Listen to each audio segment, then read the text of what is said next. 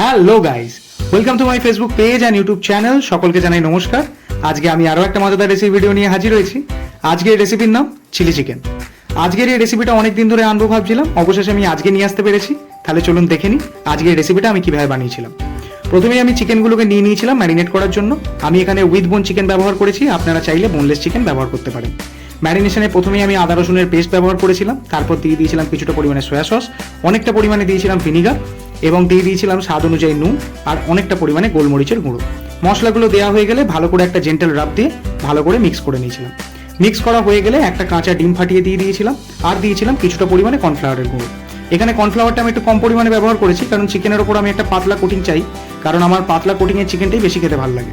যাই হোক, ম্যারিনেশনটা করা হয়ে গেলে আমি 4 ঘন্টার জন্য এটাকে ফ্রিজে ছেড়ে দিয়েছিলাম, যাতে মাংসগুলো ভালো করে সেট হয়ে যায়।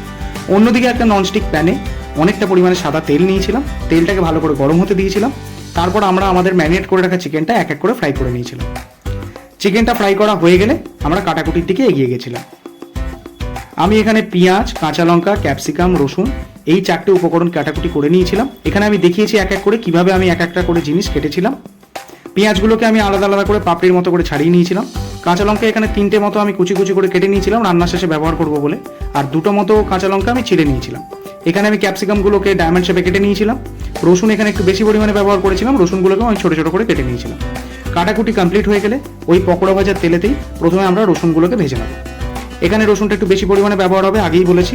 রসুনটাকে গোল্ডেন ব্রাউন কালার হয়ে যাওয়া পর্যন্ত ভালো করে ফ্রাই করে নিয়েছিলাম। রসুনটা ভাজা হয়ে গেলে আমি এতে এক এক করে সবজিগুলো ফ্রাই করে নিয়েছিলাম। প্রথমে ক্যাপসিকামগুলো ফ্রাই করে নিয়েছিলাম। ক্যাপসিকামটা একটু ভাজা ভাজা হয়ে আসলে আমি তাতে পেঁয়াজগুলো ভেজে নিয়েছিলাম।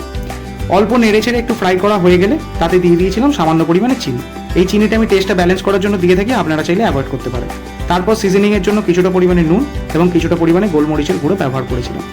মশলাগুলো দেওয়া হয়ে গেলে আমি এক এক করে সসগুলো ব্যবহার করেছিলাম।